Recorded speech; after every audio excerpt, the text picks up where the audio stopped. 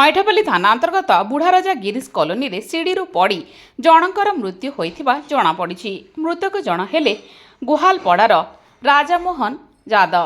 Police ସୂଚନା ଅନୁସାରେ ଗିରିଶ କଲୋନୀରେ ଜଣଙ୍କ ଘରକୁ ବିଦ୍ୟୁତ କାମ କରିବା ପାଇଁ ରାଜାମୋହନ ଓ ଜଣେ ହେଲ୍ପର ରାଜକୁମାର ମୁଣ୍ଡା ଯାଇଥିଲେ।